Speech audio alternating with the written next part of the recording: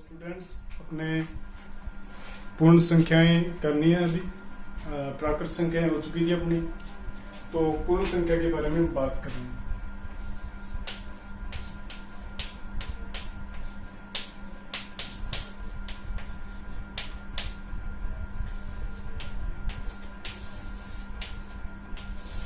इसको इंग्लिश में whole number कहते हैं, होल नंबर्स।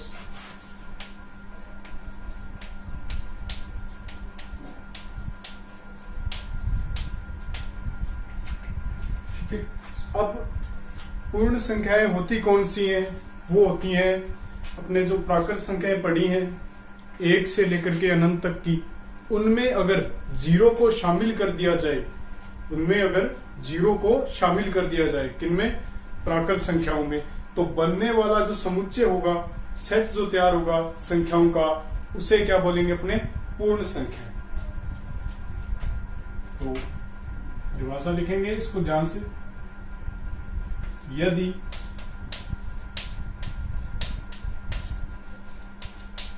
प्राकृत संख्याओं में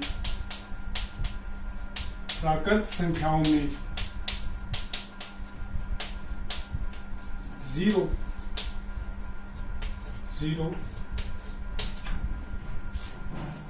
को शामिल कर दिया जाए तो बनने वाला समुच्चय पूर्ण संख्याएं कहलाती हैं।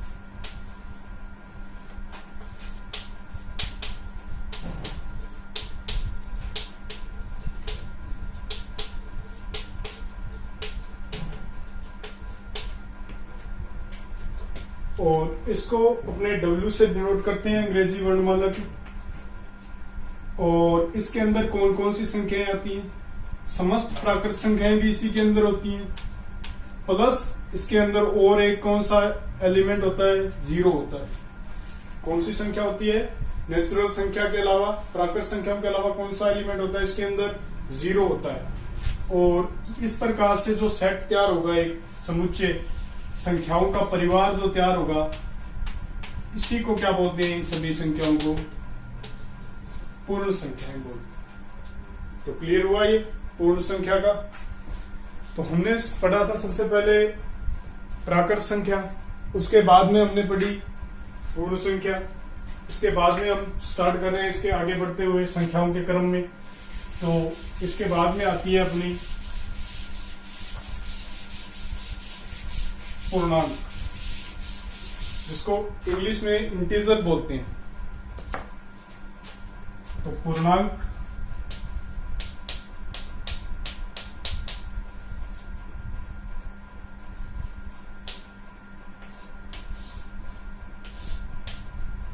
जैसे कि आप लोगों को पता है, सबसे पहले गिनती के अंदर 1, 2, 3 इसी प्रकार से आदि मानव ने पहिए गिने और वस्तुओं को गिना। उसके बाद में कुछ ऐसी संख्या भी थी जो अपने किसी भी संख्या को जोड़ें या घटाएं तो परिणाम वही रहता था, तो उसने जीरो आया उसके बाद में संख्याओं में। लेकिन कई बार अपने क्या होता है, कोई सामग्री लाते हैं और अपने को और बेच देते हैं उसको, तो कई बार अपने को नुकसान हो जाता है। तो उसको किस में मापेंगे? अपने प्लस में तो माप नहीं सकते, तो माइनस वाली संख्याओं की आवश्यकता होगी अपने को। तो इसीलिए इन पूर्णांकों का जन्म हुआ। पूर्णांक कैसे आए? क्योंकि हमें माइनस की संख्याओं की आवश्यकता पड़ी, इसीलिए पूर्णांक आए। और पूर्णांक की परिभाषा भी आपको स्पष्ट हो गई होगी कि ऐसी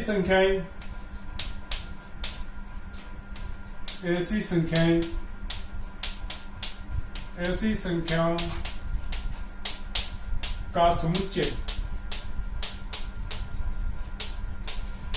जिसमें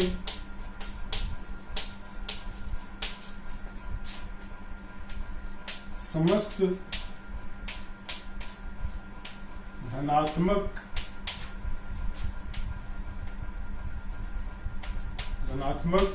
व ऋणात्मक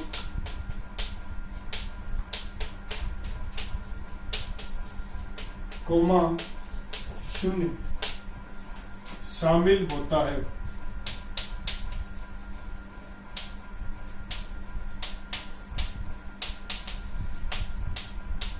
पूर्णांक कहलाता है।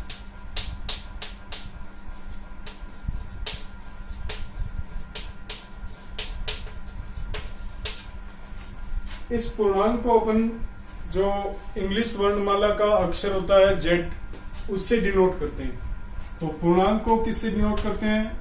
जेड से। अब अगर मैं पूछ लूं कि जेड के अंदर कौन कौन सी संख्याएं होंगी, तो आप मुझे बता सकते हो कि माइनस वाली भी होंगी सर, सारी की सारी, और प्लस वाली भी सारी की सारी होंगी।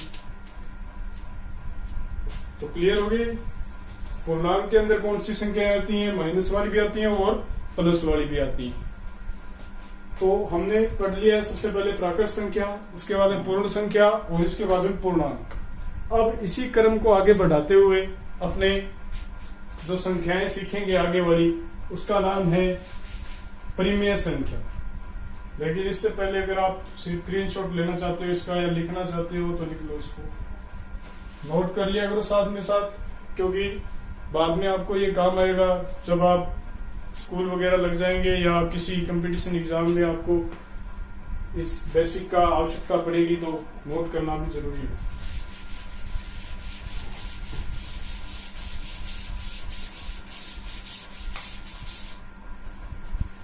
अब इसी क्रम को आगे बढ़ाते हुए अपने बात करते हैं परिमेय संख्याओं की।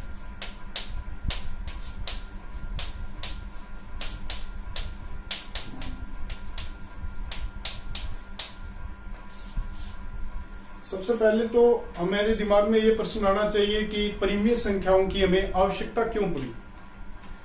चलो पूर्णांक का तो पता चल गया, अभी माइनस वाली संख्या कई बार हमें लॉस हो जाता था तो माइनस के अंदर ही गिना जाता है लॉस को, हानि को। तो अब इस परिमेय संख्या की आवश्यकता क्यों पड़ी? चलो समझने के लिए हम 4 बॉक्स बना रहा हूं मैं आपके सामने।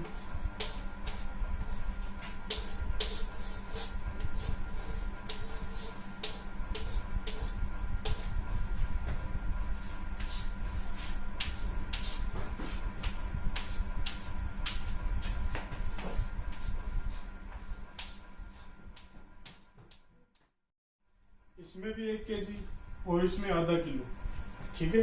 तो ये 4 बॉक्स है अपने पास, इसमें 1-1 किलो भरा जा सकता है इन 3 बॉक्स में, और ये इसमें आधा किलो। तो परिमेय संख्याओं की आवश्यकता की बात चल रही थी, तो क्यों आवश्यकता पड़ी? क्योंकि देखो इन सभी को 3 किलो अपने माप सकते हैं पूर्णांकों के अंदर, ठीक है। प्राकृत संख्याओं में भी मापा जा सकता है, लेकिन आधे को जब अपने इन सभी को जोड़ करके लिखेंगे तो 3 + 1/2 बनेगा, है ना। तो अपने पास एक ऐसी संख्या आ गई जिसका आंसर है 7/2। तो अब सभी संख्याओं के नाम है अपने अपने खुद के। जैसे 3 क्या है? प्राकृत संख्या भी है, पूर्ण संख्या भी है और पूर्णांक भी है, लेकिन इस संख्या का नाम नहीं है अभी तक। तो वैज्ञानिकों ने सोचा कि जो अपने गणितज्ञ थे उन्होंने सोचा कि इन संख्याओं को अपने क्या करें, एक अलग नाम दे दिया जाए इनका। तो उनका नाम दे दिया गया उन्होंने परिमेय संख्या। तो क्लियर हो गया ये कि क्यों अपने को आवश्यकता पड़ी परिमेय संख्याओं की। तो इसीलिए अपने को आवश्यकता पड़ी परिमेय संख्याओं की। तो अब इसकी परिभाषा भी आप लोगों को क्लियर होगी कि ऐसी संख्याएं जो P/Q के रूप में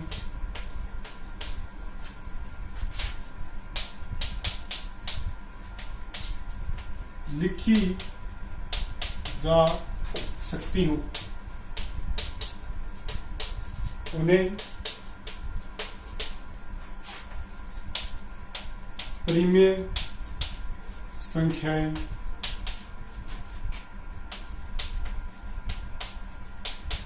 या रेशनल नंबर कहते हैं, ठीक है। एक तो पहचान ये हो गई इन परिमेय संख्याओं की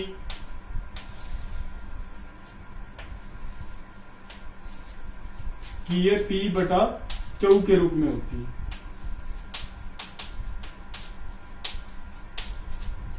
और इसके लिए एक शर्त होती है P बटा Q के लिए। वो शर्त क्या होती है कि P और Q कहां से होते हैं, कहां से बिलोंग करते हैं। ये बिलोंग का निशान होता है कि जैसे आप लोग जैसे कोई भी शहर से बिलोंग करते हो तो आप लोग बिलोंग क्या बताते हो ना, कि जैसे भी हम वहां से बिलोंग करते हैं, वैसे ही ये संख्याएं बता रही हैं कि हम कहां से बिलोंग कर रही हैं, तो पूर्णांक में से, पूर्णांक में से। ठीक है, तो ये क्लियर हो गया ये। और एक चीज और है इसके साथ शर्त में, वो है Q 0 के बराबर नहीं होना चाहिए। अगर 0 के बराबर हो जाएगा तो फिर संख्या का कोई मान नहीं होगा, निर्धारित ही नहीं मान होगा। ठीक है, क्योंकि अनंत हो जाएगा फिर उसका मान। और कौन कौन सी संख्याएं परिमेय संख्याएं होती हैं, जिनका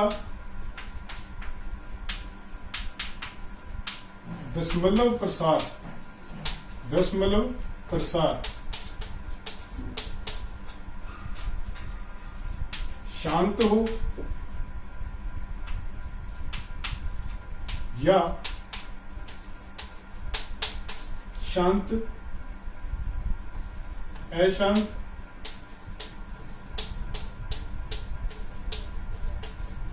आवर्ती हो। ठीक है, तो ऐसी दशमलव संख्याएं जिनका प्रसार क्या हो, शांत हो या अशांत आवर्ती हो, ऐसी संख्याएं भी क्या होती हैं, परिमेय संख्याएं होती हैं। और परिमेय संख्याओं को अपन इरेशनल नंबर, रैशनल नंबर कहते हैं। और इसी के साथ एक इरेशनल नंबर भी होते हैं जो अपरिमेय संख्याएं होती हैं, तो उनकी भी बात करेंगे अपने। और इनका एक और चीज भी ध्यान रखना होगा कि इनका क्या होता है, पूर्ण वर्ग। ये पूर्ण वर्ग भी होती हैं अगर रूट के अंदर है कोई संख्या, जैसे ये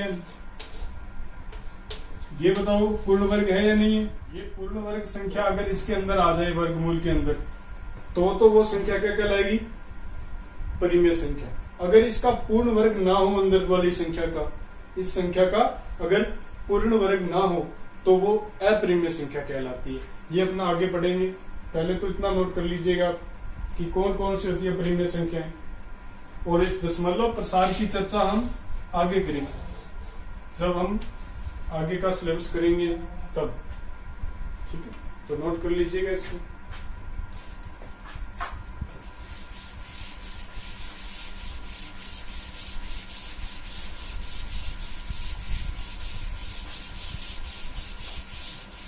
इसके बाद में हम बात करते हैं अपरिमेय संख्याओं की।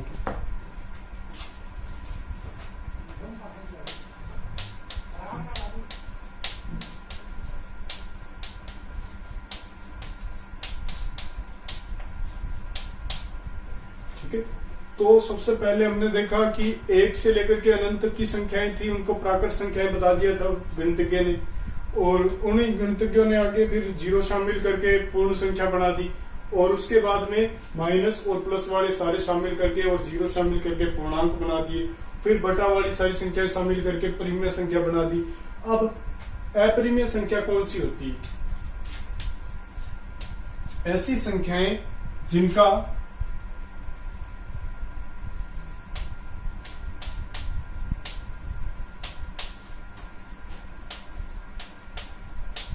वर्गमूल पूर्ण न हो। ठीक है, जैसे वर्गमूल निकाला हमने किसी संख्या का और वर्गमूल के अंदर बैठी है वो संख्या पूर्ण वर्ग नहीं है, तो ऐसी सारी संख्याएं क्या कहलाती हैं, अपरिमेय संख्या। जैसे एग्जांपल लें अपने, तो देखो ये 4 है तो और एक 5 है, इसका अपन पूर्ण वर्ग कहते हैं इसको, क्योंकि ये किसका वर्ग होता है, 2 का। तो 2 बाहर निकल गए, तो ये तो है परिमेय संख्या। अगर ये बाहर ना निकले, जैसे ये 5 है, इसके पूर्ण वर्ग नहीं है, तो ये बाहर नहीं निकल रहा अंतरूट से, वर्गमूल से, तो इसको बोलेंगे हम अपरिमेय संख्या। ठीक है, अब जिनका पूर्ण वर्ग न हो या वर्गमूल नहीं निकाला जा सकता, वो तो होती है अपरिमेय संख्या। इसके बाद में जिनके हर में क्या हो, जीरो हो, हर में क्या हो, जीरो। ठीक है, हर में जीरो हो, वो भी संख्याएं क्या कहलाती हैं, अपरिमेय संख्याएं। और पाई, ये भी क्या कहलाता है, अपरिमेय संख्या, क्योंकि इसका दशमलव प्रसार 3.143212 इसी प्रकार से बढ़ता जाता है, लेकिन अशांत होता है, अशांत अनावर्ती। और कौन सी होती है अपरिमेय संख्या, जिनका दशमलव प्रसार अशांत अनावर्ती होता है, वे भी क्या कहलाती है, अपरिमेय संख्या कहलाती है। तो 3 प्रकार की संख्याएं मैंने आप लोगों को बताई, ये सारी की सारी क्या कहलाती है, अपरिमेय संख्या कहलाती है। तो क्लियर होगी अपरिमेय संख्या भी। अब हम थोड़ी सी बात कर लेते हैं वास्तविक संख्याओं की। तो वास्तविक संख्याएं क्या होती हैं,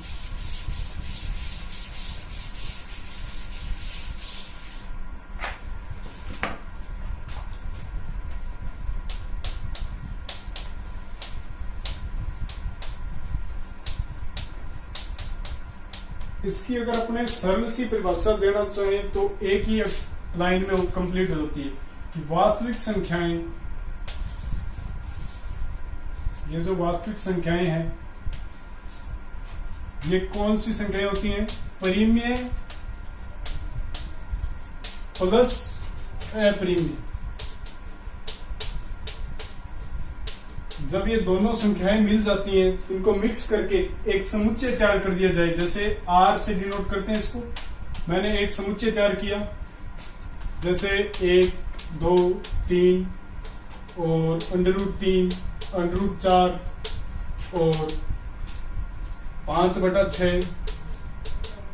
इसके अंदर देखो सारी संख्याएं हैं, ये क्या है, परिमेय संख्या भी है।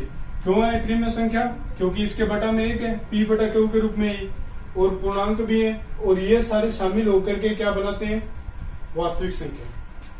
तो एक इनकी जो कंक्लूजन निकलता है इन तीनों संख्याओं से, निष्कर्ष निकलता है, वो ये निकलता है कि ये होती है, जैसे मान लो मैं इस वर्त के अंदर सारी की सारी क्या है, प्राकृत संख्या है, ठीक है, नेचुरल नंबर है इसके अंदर।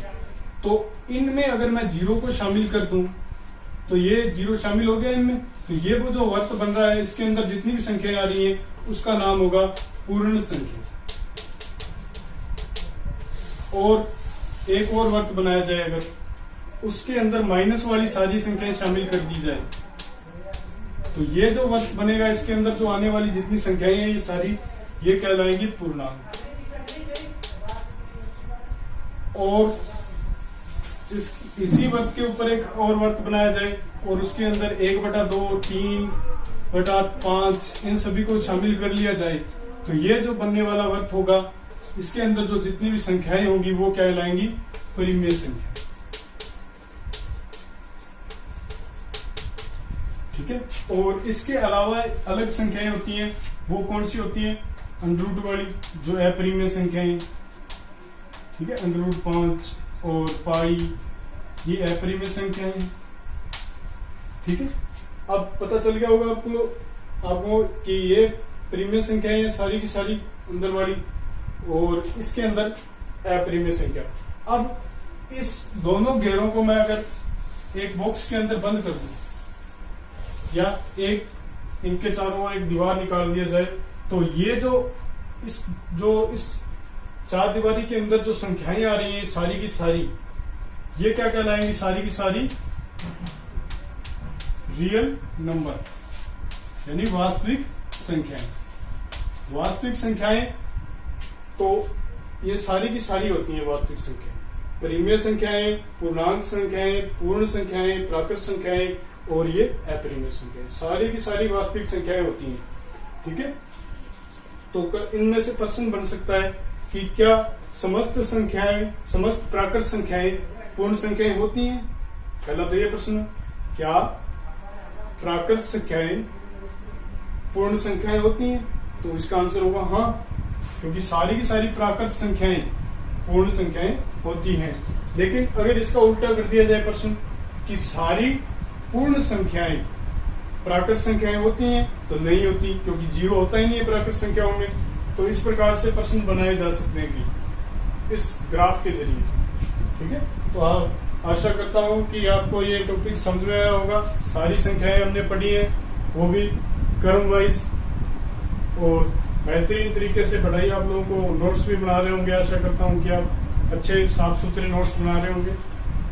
और आगे अपने पढ़ेंगे कोई और नया टॉपिक, और अपने चैनल को सब्सक्राइब और लाइक जरूर करिएगा, क्योंकि इसी से ही हमें हौसला मिलता है कि आगे हम वीडियो बनाएं कोई अच्छा सा कोई टॉपिक लेकर के। ठीक है, धन्यवाद।